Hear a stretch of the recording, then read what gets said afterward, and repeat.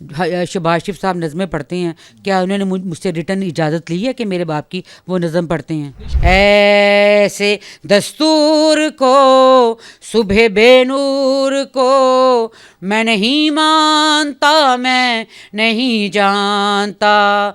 मैं 3 जून को एप्लीकेशन देती हूँ, DCO को एप्लीकेशन देती हूँ इजाज़त के लिए, मॉडल रेडी के लिए। मैं फिर वो टाउन हॉल से मुझे फ़ोन आता है, मैं वहाँ पे जाती हूँ, ये लोग वहाँ पे भी मेरी बात नहीं सुनते। मैं इनको फ़ोन करती हूँ कि मेरी बात सुन ले, मेरा इन्होंने एक फ़ोन नहीं सुना। आज ये मेरे घर के बाहर खड़े हुए थे, VIP मूवमेंट हो रही थी, स्पेशल प्रोटोकॉल मुझे दिया जा रहा था। क्या ये प्रोटोकॉल उसको देते हैं जिसको ये मारते हैं, पीटते हैं, उनका सामान तोड़ देते हैं, उसकी दुकान तोड़ देते हैं, और उसको भत्ते का कहते हैं कि हमें इतने पैसे दें, और सुबह उनका नाश्ता ये लेके जाते हैं। मैंने एक ढाबा लगाने का सोचा। जब मैं ये शुरू करती हूँ काम बड़ा अच्छा चलता है। 7 से 8 बंदे आते हैं। मेरी भतीजी को कहते हैं कि जी आपकी जिम्मेदारी है, आप कल यहाँ पे नज़र ना आएँ, ये ढाबा आपका उठा के ले जाएंगे, अगर आप कल लेके आएंगी तो ये आपका सामान तोड़ देंगे। फिर इधर से कोई बंदा आता, वो कहता मैडम बात सुने, बात ये है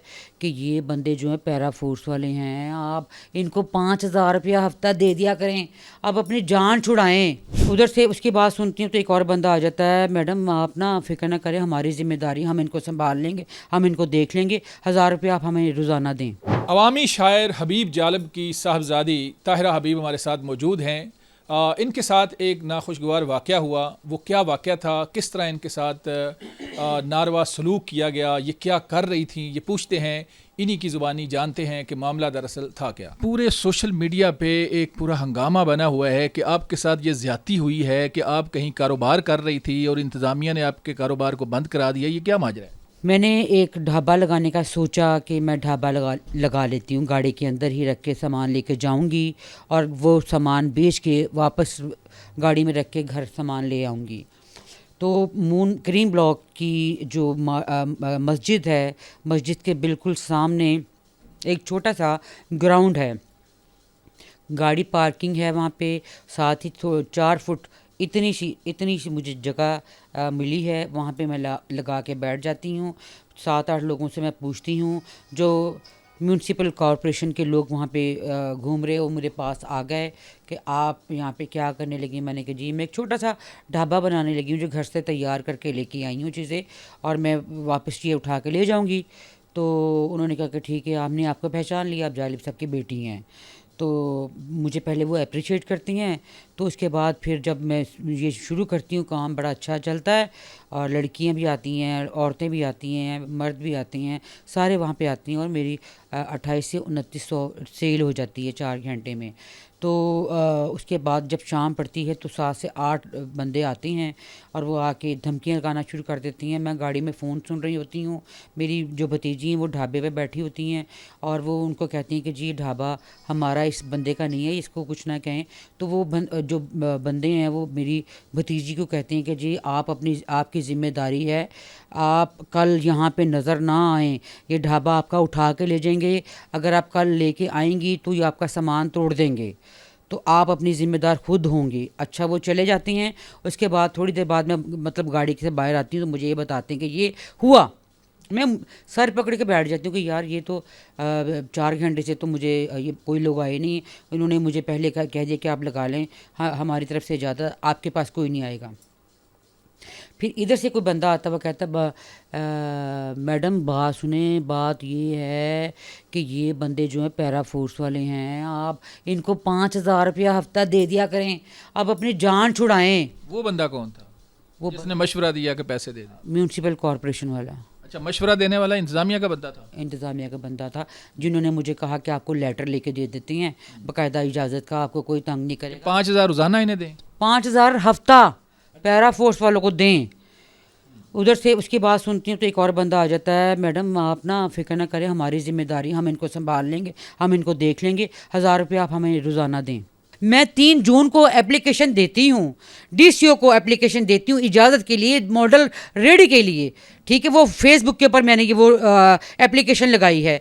मैं फिर वो टाउन हॉल से मुझे फ़ोन आता है, मैं वहाँ पे जाती हूँ, ये लोग वहाँ पे भी मेरी बात नहीं सुनते। मैं इनको फ़ोन करती हूँ कि मेरी बात सुन लें, मेरा इन्होंने एक फ़ोन नहीं सुना, ठीक है। मैं उस गरीब आवाम की आवाज़ हूँ, मैं उस गरीब औरत की आवाज़ हूँ, मैं उस गरीब मज़दूर की आवाज़ हूँ कि जिनको ये मारते हैं, पीटते हैं, उनका सामान उठा के ले जाते हैं। आज ये मेरे घर के बाहर खड़े हुए थे, वीआईपी मूवमेंट हो रही थी, स्पेशल प्रोटोकॉल मुझे दिया जा रहा था। क्या ये प्रोटोकॉल उसको देते हैं जिसको ये मारते हैं, पीटते हैं, उनका सामान तोड़ देते हैं, उसकी दुकान तोड़ देते हैं, और उसको भत्ते का कहते हैं कि हमें इतने पैसे दें, और सुबह उनका नाश्ता ये लेके जाते हैं। किसने नाश्ता कौन लेके आए? मेरे लिए, मैं उनका नाम नहीं लूँगी, मेरे लिए वीआईपी मूवमेंट हो रही थी, पुलिस फिर रही थी, गाड़ियाँ थी यहाँ पे। अच्छा। जी, और मुझे फ़ोन आ रहे थे कि जी हम आपको मिलने आए हैं, आपका नाश्ता लेके आए हैं। तो नाम आप क्यों नहीं ले रही? डरती हैं किसी से? मैं डरती नहीं हूँ किसी से। तो फिर नाम ले लें। पैरा फोर्स वाले आए थे। वो नाश्ता क्यों आपको दे रहे हैं? पता नहीं मुझे क्यों दे रहे हैं। हम आपको जहाँ पे भी कहेंगे, जहाँ पे भी कहेंगी, हम आपको वहाँ पे जगह ये ढाबा लगा के देंगे, हम खुद से आपको करके देंगे। उनको क्यों नहीं करके देती हैं जो रिक्शे वाले को ये मार रहे थे, जिस रिक्शे वाले से इन्होंने 1 लाख रुपए लिया, उसका नुकसान पूरा क्यों नहीं करते? वो जो आज जो ताजर और उसका बेटा उसको पैरा फोर्स वाले मारते मारते लेके जा रहे थे, उनका नुकसान ये क्यों नहीं पूरा करते? अच्छा, मुझे ये बताएं, वो नाश्ता भी लेके आए, वो कहते हैं कि आपकी हम रेडी भी लगवाते हैं, ऐसे ही है? जब अच्छा अगर वो कहते हैं कि काम, तो मसला तो आपका हल हो गया।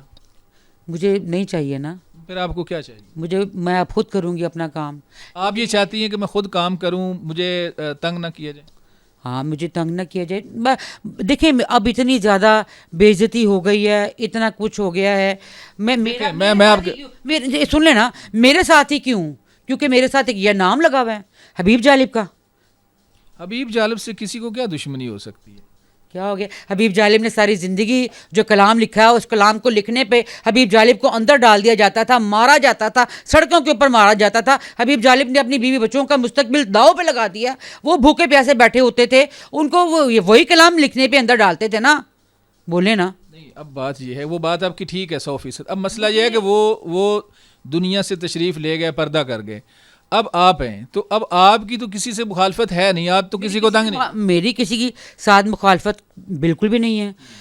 शहबाज शरीफ साहब नज़में पढ़ते हैं, क्या उन्होंने मुझसे रिटर्न इजाज़त ली है कि मेरे बाप की वो नज़म पढ़ते हैं? नहीं, शायर कोई भी जब उसकी शेर लिखे जाते हैं, कहीं प्रिंट हो जाते हैं, तो वो तो कोई भी पढ़ता है। नहीं पढ़ता ना। आपका मतलब है, आप देखें ना कि सुन ले, आपका मतलब है कि शहबाज शरीफ को आपसे इजाज़त लेनी चाहिए? ली उन्होंने इजाज़त मुझसे? नहीं ली। नहीं ली। लेनी चाहिए थी। लेनी चाहिए थी, लेनी चाहिए थी, बिल्कुल बिल्कुल रिटर्न मुझसे इजाज़त लेनी चाहिए थी। शहबाज शरीफ साहब कौन सा शेर पढ़ते हैं? दस्तूर, ऐसे दस्तूर को, सुबह बेनूर को मैं नहीं मानता। मैंने शहबाज शरीफ साहब जिस तरह गुनगुनाते हैं, आपने कभी उस तरह अपने वालिद साहब का शेर ये जो है कहीं जलसे में, कहीं तकरीब में पढ़े? बहुत जगह पढ़े हैं मैंने। अगर हमारे नाजरीन को भी सुना दें। दीप जिसका महल्ला ही में जले, चंद लोगों की खुशियों को लेकर चले, वो जो साए में हर मसलहत के पले, ऐसे दस्तूर को, सुबह बेनूर को मैं नहीं मानता, मैं नहीं जानता। मैं भी खाइफ नहीं तख्ताएदार से, मैं भी मंसूर हूँ कह दो अगियार से।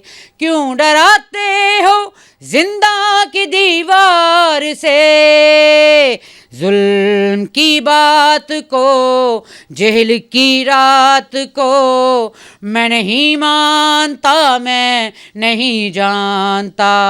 दीप जिसका महल्ला ही में जले, चंद लोगों की खुशियों को लेकर चले।